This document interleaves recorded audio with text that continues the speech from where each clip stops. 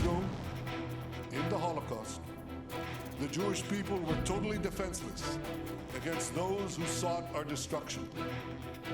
No nation came to our aid. Today, we again confront enemies bent on our destruction. I pledge here today from Jerusalem on this Holocaust Remembrance Day. If Israel is forced to stand alone, Israel will stand alone. But we know we're not alone, because countless decent people around the world support our just cause.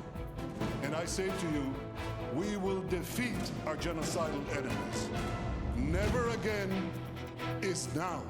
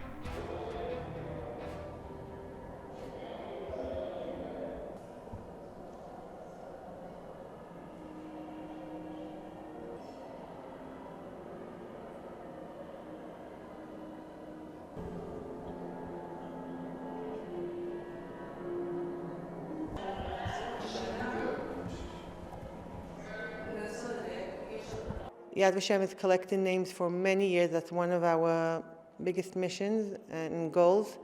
We were able to collect 4.9 million names, and we're trying to reach 6 million. This is one testimony. With the details, we can know where some people.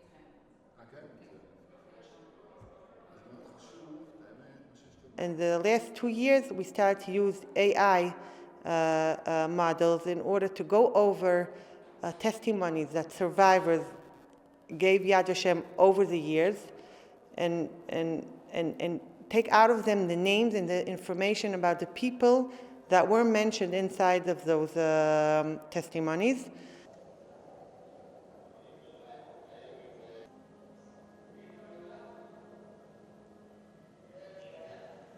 That technology works very fast. It takes a few hours to go over hundreds of testimonies, and it's very exact, the results. A human being wasn't able to do it when human beings used to go over. We had volunteers that went over those testimonies. They missed out on a lot of information.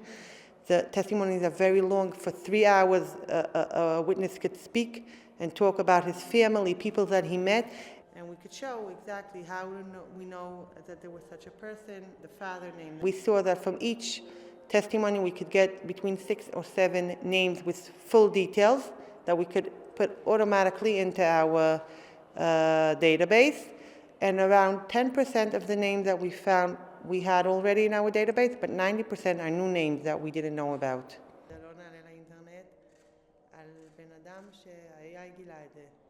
These are Yehudit and Ruth Rosenbaum from Romania that were twin girls, 4.5 years old, that were in like a smaller group under Mengele's group in Auschwitz. Yehudit survived, Ruth was killed, was murdered.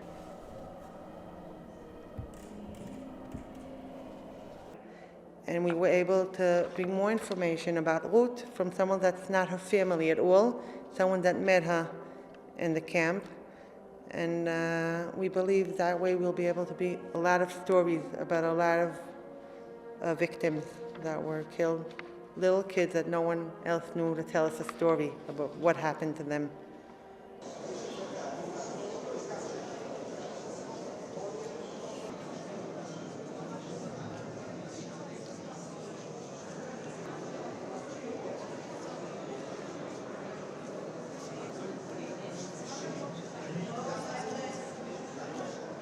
There are lots of people that were murdered and no one knows about them. And there were people like me and you that lived here and had feeling and had lives and were happy and wanted to live. And it's very important to remember every name of them and each one and one of them.